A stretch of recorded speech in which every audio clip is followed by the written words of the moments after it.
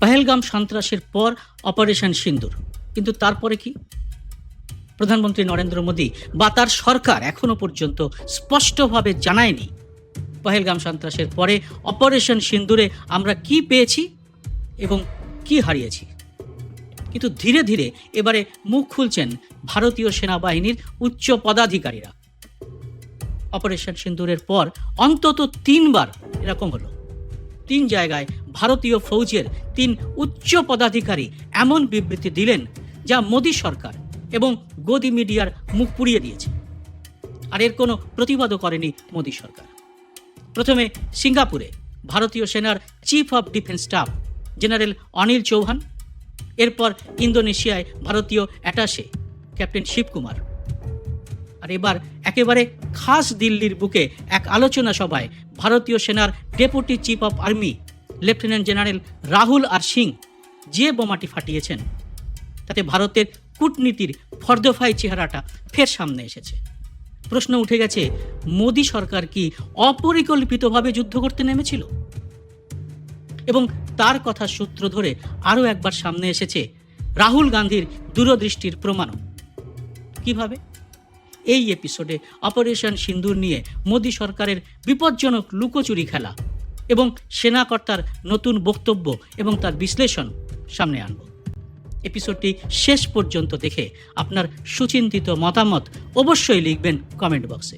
2002 সালের 21 ডিসেম্বর রাহুল গান্ধী ভারত জোড়ো যাত্রার সময় হরিয়ানার ফিরোজপুরে বলেছিলেন, এই সময় আমাদের সামনে একটা বড় চ্যালেঞ্জ রয়েছে, সেটি হলো আমাদের কূটনৈতিক ব্যর্থতার কারণে পাকিস্তান এবং চীনের কাছাকাছি চলে আসা। এর ফলে ভবিষ্যতে কখনো পাকিস্তানের সঙ্গে কোনো যুদ্ধ হলে আমাদের আসলে পাক এবং চীনের যৌথ বাহিনীর সঙ্গে লড়তে হবে। এরপরে সংসদে দাঁড়িয়েও রাহুল গান্ধী একই কথা বলেছিলেন, যা এখন ভাইরাল হচ্ছে। সংসদে রাহুল বলেছিলেন, আমাদের কূটনীতি সবসময় পাকিস্তান এবং চীনকে আলাদা করে রেখেছিল, তাদের কখনো কাছাকাছি একসঙ্গে আসতে দেয়নি। You have brought Pakistan and China together, and this is the single biggest crime that you could commit against the people of India. You will be responsible for anything that happens. রাহুলের এই দূরদৃষ্টি যে একেবারে অব্যর্থ ছিল তার হাতে নাতে প্রমাণ পাওয়া গেছে অপারেশন সিন্দুরের সময় ভারত পাক লড়াইয়ে। একেবারে হুবহু রাহুলের কথাটিই বলেছেন ভারতীয় সেনার deputy chief of army lieutenant general Rahul R Singh. কি বলেছেন রাহুল আর সিং? তিনি বলেছেন, গত 5 বছরে পাকিস্তান এবং চীনের দোস্তি অনেক মজবুত হয়েছে, তারা এখন অনেক কাছাকাছি চলে এসেছে এবং তার প্রমাণ হচ্ছে পাকিস্তানের সমরাস্ত্রের 81% চীনের। তবে সেনাকর্তা রাহুল আর সিংয়ের বক্তব্যে আরও মারাত্মক কথা রয়েছে। এই বক্তব্যের সবচেয়ে চমকপ্রদ অংশ হলো চীন এই যুদ্ধে তাদের অস্ত্রশস্ত্রের একটি টেস্টিং তথা পরীক্ষা করে নিয়েছে সফলভাবে। তিনি বলেছেন, এই যুদ্ধে পাকিস্তানকে চীন লাইভ ল্যাব হিসেবে ব্যবহার করেছে। মানে চীন তাদের অস্ত্রশস্ত্রের কোথায় খামতি রয়েছে, কোথায় তা ঠিকমতো কাজ করছে তার একটি পরীক্ষা মানে টেস্টিং করেছে এই যুদ্ধে। কিন্তু সবচেয়ে মারাত্মক যে কথাটি সেনাকর্তা বলেছেন সেটি হলো অপারেশন সিন্দুরের সময় ভারতের গুরুত্বপূর্ণ সামরিক অবস্থানগুলি নিয়ে পাকিস্তানকে রিয়েল টাইম গোয়েন্দা তথ্য দিচ্ছিল চীন। মানে যুদ্ধের সময় চীন পাকিস্তানকে লাইভ আপডেট দিয়ে গেছে। রাহুল আর কে সিং এর বক্তব্যের মূল নির্যাস তাহলে কি? অপারেশন সিন্দুরে শত্রুর আসল পরিচয় চিনতে আমাদের দেরি হয়েছে। একা পাকিস্তান নয়, তার পেছনে চীনও যে রয়েছে তা পরে বুঝতে পেরেছিল ভারতীয় ফৌজ। সেনাকর্তার বক্তব্য অনুযায়ী ভারতীয় সেনার সমস্ত গতিবিধি চীন সারাক্ষণ পাকিস্তানকে দিয়ে যাচ্ছিল, আর এমন মারাত্মক তথ্য সরকার ওই সময় জানতে পারেনি। রাহুল আর কে সিং এই কথা বলার আগে জনগণকে তা জানতেও দেওয়া হয়নি। সেনাকর্তা তা ফাঁস করে দেওয়ায় এখন সবাই তা জানতে পারছেন। সেনাকর্তা অবশ্য পাকিস্তানের পেছনে চীন ছাড়াও আরেকটি দেশের নাম করেছেন, সেটি হলো তুরস্ক। এই তুরস্ক যে পাকিস্তানের পেছনে রয়েছে তা আমরা যুদ্ধ চলাকালীনই জানতে পেরেছি, তার আগে আমাদের কূটনীতিকরা তা জানতেই পারেননি। আর সেই জন্যই আমরা দিব্যি তাদের সঙ্গে যৌথ উদ্যোগে দেশের নিরাপত্তার পক্ষে অত্যন্ত গুরুত্বপূর্ণ নানা প্রকল্প চালিয়ে যাচ্ছিলাম। এখন তা বন্ধ করা হচ্ছে। সম্ভবত ভারতে এখনো পর্যন্ত যে গুটি কয়েক ইনস্টিটিউশন অবশিষ্ট রয়েছে, যা এখনো বিজেপি বা আরএসএস পুরোপুরি নিয়ন্ত্রণে আনতে পারেনি, তার একটি হলো ভারতীয় সেনা। আর সেই জন্যই অন্তত মাঝে মধ্যে আমরা জানতে পারছি অপারেশন সিন্দুরে আমরা কি পেয়েছি আর কি হারিয়েছি তার নানা গুরুত্বপূর্ণ তথ্য, যেসব কথা আগেই সরকারের জানানো উচিত ছিল সর্বদলীয় বৈঠক এবং সংসদে। তবে সেনাকর্তা রাহুল আর কে সিং যা বলেছেন তা নিয়ে এতদিন নানা রকমের মিডিয়া রিপোর্ট হচ্ছিলই। গদি মিডিয়ার বাইরে স্বাধীন ডিজিটাল মিডিয়াতেও বারে বারে বলা হচ্ছিল পাকিস্তানের সামরিক শক্তিকে সংঘর্ষের সময় চীন নিয়ন্ত্রণ করছিল। এর প্রেক্ষিতে রাহুল আর সিংয়ের বক্তব্য নতুন কিছু নয়, কিন্তু তার এই বক্তব্যের গুরুত্ব কিন্তু অপরিসীম। কারণ এই বক্তব্যে ওই মিডিয়া রিপোর্টকে আরও সবিস্তারে ভারতীয় সেনার তরফ থেকে স্বীকৃতি দেওয়া হলো এবং সেই সঙ্গে দেশের মানুষও একজন দায়িত্বশীল সেনাকর্তার কাছ থেকে প্রকৃত সত্যটা জানতে পারলেন। তার এই একটি বক্তব্যের গুরুত্ব তাই হাজার মিডিয়া রিপোর্টের থেকেও অনেক অনেক বেশি। সেনাকর্তা রাহুল আর সিংয়ের এই বক্তব্যের প্রেক্ষিতে ভারতের কূটনীতির এই দৈন্যদশা সামনে এসে পড়লেও দেশের বিরোধী দলনেতা রাহুল গান্ধীর দূরদৃষ্টির কথাও কিন্তু এই প্রসঙ্গে অত্যন্ত গুরুত্বপূর্ণ হয়ে উঠেছে। রাহুল গান্ধী কোনো সমরাস্ত্র বিশেষজ্ঞ নন, তিনি সরকারের কোনো দায়িত্বেও নেই, তিনি উচ্চশিক্ষিত একজন রাজনীতিক। ভারতের অন্য অনেক রাজনৈতিক নেতার তুলনায় তার দূরদৃষ্টি যে অনেকটাই বেশি তা কিন্তু বারে বারেই প্রমাণিত হচ্ছে। চীন পাকিস্তানের নৈকট্য বা কাছাকাছি এসে যাওয়া যে ভারতের পক্ষে বিপজ্জনক হতে পারে তা 3 বছর আগে বলেছিলেন রাহুল গান্ধী। ভারতীয় সেনার deputy chief of army lieutenant general Rahul R Singh ঠিক যেন রাহুল গান্ধীর 3 বছর আগে করা সেই ভবিষ্যৎবাণীর উপরেই শিলমোহর লাগিয়ে দিলেন।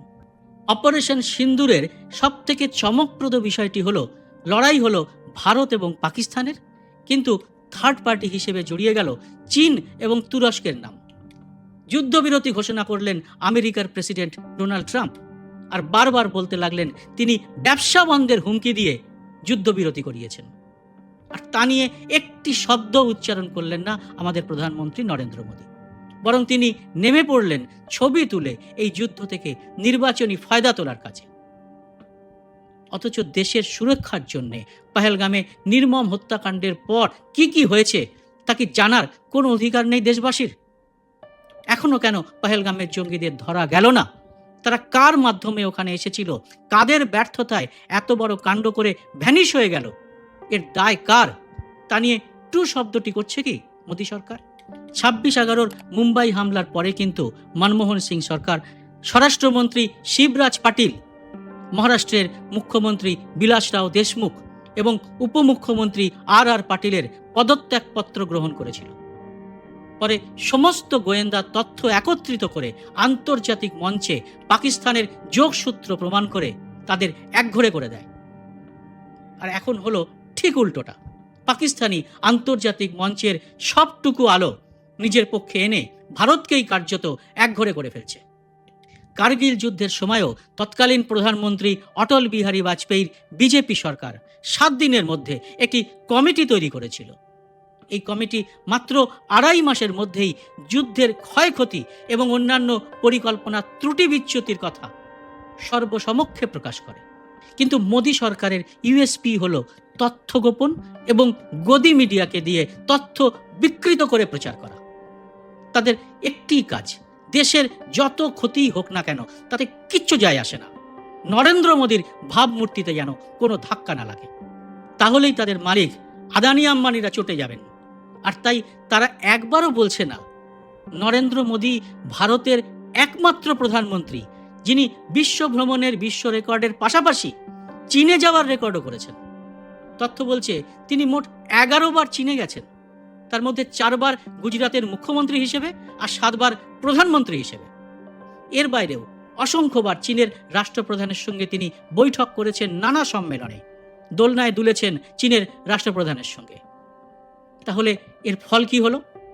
2014 প্রধানমন্ত্রী পদে আসার আগে তিনি লাল চীনকে লাল চোখ দেখাবেন বলে হুঙ্কার দিতেন, অথচ করোনাকালের ঠিক আগে ভারতের জমিতে চীনের আগ্রাসনের পর বলে দিয়েছিলেন চীন ভারতের কোনো জমি দখল করেনি, অথচ বিভিন্ন উপগ্রহ চিত্র প্রমাণ করেছে ভারতের মাটিতে চীন রীতিমতো সৈন্য ঢুকিয়ে রেখেছে। ভারত সরকারের পক্ষ থেকে বিবৃতি দিয়ে বলা হয়েছে চীন ভারতের জমিতে কাউন্ট্রি বা জনবসতি তৈরি করেছে। মোদী সরকার না মানলেও গোটা পৃথিবী তাই বুঝে নিয়েছে ভারতের বায়ুসেনার যথেষ্ট ক্ষতি হয়েছে এই লড়াইয়ে। অন্তত সেনাপ্রধান অনিল চৌহান এবং ক্যাপ্টেন শিবকুমারের বক্তব্যের পর তার গোপন করার কোনো উপায় নেই। এবারই কেন এত অস্বচ্ছতা আর এত লুকোচুরি খেলতে হচ্ছে নরেন্দ্র মোদীকে? জবাব দেবেন আপনারা কমেন্ট বক্সে। পাকিস্তানের কাশ্মীর এবং আরও একাধিক অঞ্চলে বিমান হামলা চালিয়েছিল ভারত। মঙ্গলবার 6 মে গভীর রাতে এই হামলা চালানো হয়। পাকিস্তানের এই হামলাকে স্পষ্ট যুদ্ধ বলে মন্তব্য করেছে। ভারত নিয়ন্ত্রিত কাশ্মীরে পর্যটকদের উপর হামলার ঘটনার পর থেকেই পারমাণবিক অস্ত্রধারী এই দুই দেশের মধ্যে উত্তেজনা চলে আসছিল। দর্শক, সম্পূর্ণ ভিডিওটি দেখলেন, আশা করি বিষয়টি বুঝতে পেরেছেন। এই নিয়ে আপনার গুরুত্বপূর্ণ মন্তব্যটি অবশ্যই কমেন্ট বক্সে জানিয়ে দিবেন। ধন্যবাদ।